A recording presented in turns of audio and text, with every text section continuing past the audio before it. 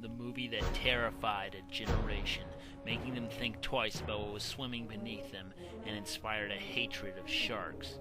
Jaws is one of my all-time favorite movies for the characters and directing, not to mention that it redefined the monster movie, allowing for so much more to be. Jaws became the highest-grossing movie of all time when it came out, though it lost one of my other all-time favorites. It's just one of those great movies that almost everyone has seen, but few people seem to have read the original novel by Peter Benchley. Many people consider it to be one of the few cases where the movie is even better than the book, but I have to disagree. I would also say Mr. Benchley is one of the most underrated writers of the late 20th century. Let's begin with how he started. He was the son of Nathaniel Benchley, a children's author who was the son of Robert Benchley, a drunk. Well, he was famous for playing drunken characters and writing on alcoholic themes, but these reflected many of the problems in his own life, much like any artist. But enough of this crap. You want to hear about Jaws, right? Well, let's start with Benchley as a young kid, fishing in a small boat off of Nantucket, keep your limericks to yourself, where he developed an immense fascination with sea life that seemed to follow him wherever he went. He went to Harvard and got a degree in journalism and even wrote speeches for Lyndon Johnson. However, when Johnson was out of office, he was on his own and down on his luck. He happened to read an article about a 2-ton great white captured off his native coast, and it set his imagination stirring, and soon he developed a book deal. But you're all here to see it, so let's delve into the novel and how it differs from the movie. If you don't know the story, then turn back now. There will be spoilers. It's really just a B-movie plot about a monster that attacks a town and a hero, the chief of police in this case, who tries to warn everybody but nobody believes him. More people get eaten by the shark. We always thought his name was Jaws. Some people call him Bruce. Whatever. And he tries unsuccessfully to capture it. Finally, he enlists the help of a renegade sea captain who hunts the shark down in an epic sea chase, somewhat reminiscent of Moby Dick. For one, the book is much darker and grittier in tone, with a lot of foul language and much grislier depictions of the shark's attacks. Some people may think it's scarier in the movie that you don't know too much about Jaws, how you never really see him eating people, but to me, gore is always better in books. It's just better to convey how someone is reaching down and feeling the nub of the leg that had been bitten off. It also describes the dead bodies in proliferation, how chewed up they were, people often getting sick looking at the human hamburger. I can understand why most people wouldn't find this appealing, but there's just something in my testosterone-filled mind that latches onto it. It also shows just how much the shark attacks meant to the town, how they weren't very wealthy, and since Brody, the chief, has to close the beaches, it's slowly killing Amity Island and everyone in it. There's also a subplot about how the mayor is involved with the mafia. Did I mention this came out in the wake of The Godfather, and how they're pressing him for money? Unfortunately, other than adding dramatic tension, it really doesn't tie up with anything, and the movie wisely left it out. The other big problem is a plot thread where Hooper, the marine biologist, has an affair with the chief's wife, being an old high school friend. There is way too much time spent on this, and it really doesn't go anywhere, other than making Hooper a fairly nasty person. It does give an interesting insight into why a housewife might cheat on her loving husband, but just why? I don't believe Benchley had those kinds of marital problems, but I don't know. You could argue this all adds to the evil of the shark, showing how just one force of nature can affect people on so many levels. An aimless monster throwing humanity's carefully laid plans out the window. But I may be reading too much into it. Still, it's more present than in the film. One of the big changes was in the personality of my favorite character, Quint. Well, my favorite human character. You can't be Jaws himself, right? Anyway, in the movie, he's a fairly straight-up hero, the kind of guy you would think of as a badass fisherman. In the book, he's much more anti-heroic, expressing a deep disinterest in morality and kills fish and other animals just for his own amusement. Perhaps my favorite scene from the book is where he slits a shark's belly. If you've read it, you know what I mean. If you haven't, you need to. There's also something equally grisly floating in an old tin garbage can, a special bait for a special shark. One of the big changes is the dramatic scene at the end with the oxygen tank and the explosion. Yeah, that can't happen. I'm not just saying that because it was on Mythbusters, which also debunked a lot of other crap in the movie, but my dad told me that was stupid from the time I was a little boy, and the book's ending is much more realistic. I gotta say, the ending from the movies is just fine with me. I can suspend my disbelief because it's such an awesome scene. You're willing to let go of the real world, and isn't that the point of fiction? Besides, there's plenty of other things, like a shark can't eat with the sheer frequency Jaws does, which is even pointed out in the movie. Look, fellas, let's be reasonable, huh? This is not the time or the place to perform some kind of a half-assed autopsy on a fish. And I am not going to stand here and see that thing cut open and see that little Kettner boy spill out all over the dock. And is predominantly ignored. Part of the reason I got into this book was that it was the first real adult novel I had ever read. It had cussing, it had sex, gore, drugs, hitmen, and didn't treat any of it too exploitatively, like, ooh, look at this, it's cool because it's wrong, but instead just treated it as a natural part of the story. I think one of the biggest effects, on me at least, was that for all of its grandiose adventure, it had real people in real situations. I was enthralled by some of the scenes of them just sitting around ordering food in a restaurant, or talking on an old payphone at a gas station. Yeah, the window into the past helped. It was just an element that seemed to be missing from the children's books that I had been forced to read. It was a big part of me becoming interested in adult books. Another big part of it was where the movie sparked my interest in marine biology. The book inflamed it, and has played a big role in my wanting to pursue that field in the future. Obviously, I had seen the movie before reading the book. I've been watching it since I was 3 years old, and for good reason. It's a great movie.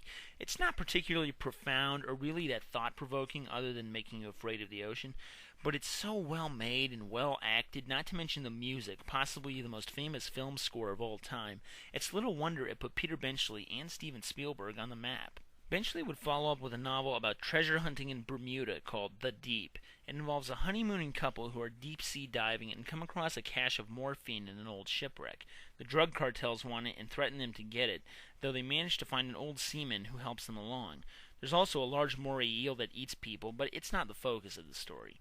It was turned into a movie starring Robert Shaw, the guy who played Quint, and it was a fair success, but it came out in the shadow of Star Wars and was largely ignored. I like this one. I think it's an interesting study of the history of Bermuda and its damned triangle, not to mention an intricate treasure hunt and heist story, tying all these elements together in a neat blend of adventure and intrigue.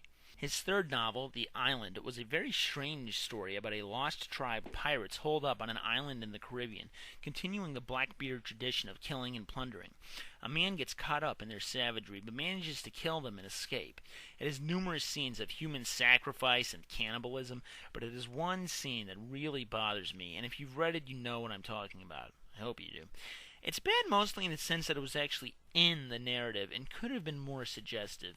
Still, I think in the hands of a worse writer, it would have come off as a complete gross-out scene, rather than something handled with care. It's even more of a horror story than Jaws, and sold reasonably well, though his career was making a decline.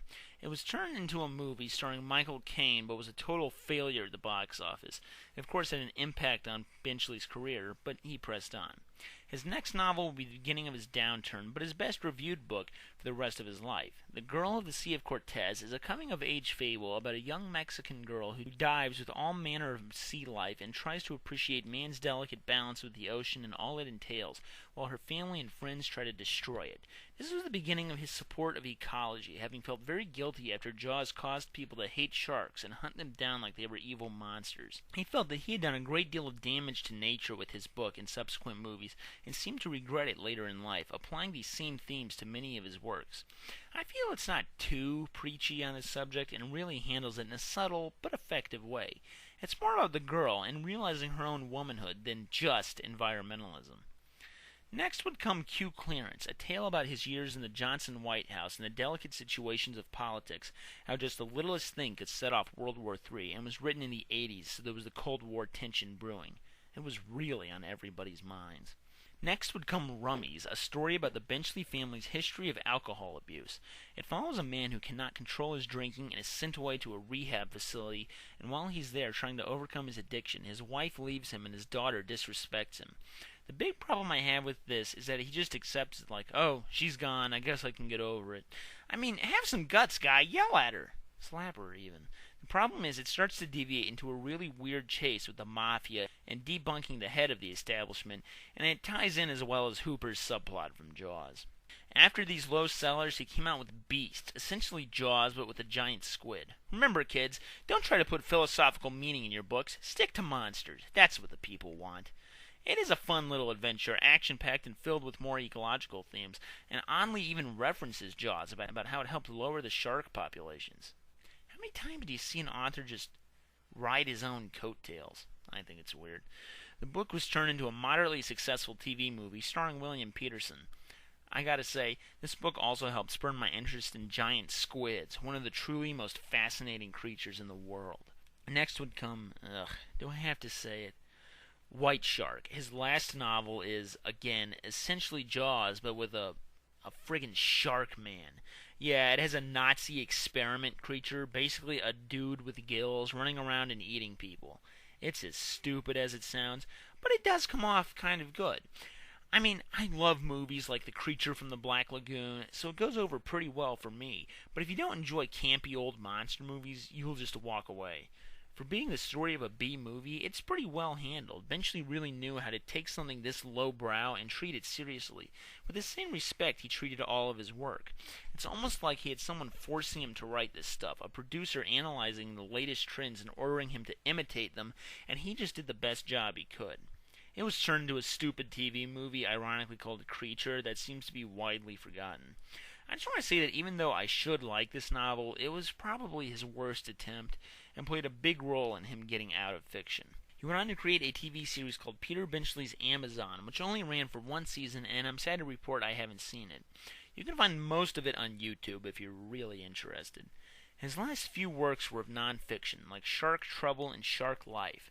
They dealt mainly with his guilt over demonizing sharks and getting people to hate them, and instead focuses on human interest in the sea, hoping to enlighten people and make them appreciate nature all around them.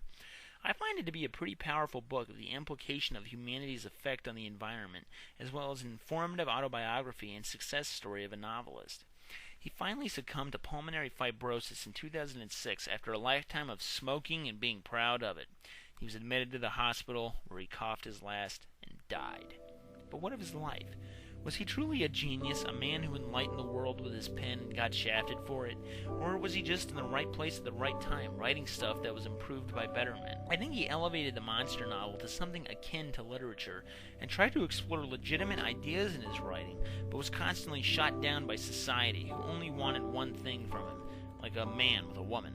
I think his later novels were truly profound and deserved far more than what they got. Were they perfect, untouchable masterpieces of literature? Maybe not, but they were better than a lot of other novels, even today, and I think there will be a resurgence of his works, much the same way Herman Melville became popular 70 years after his death, or even Shakespeare much later than that.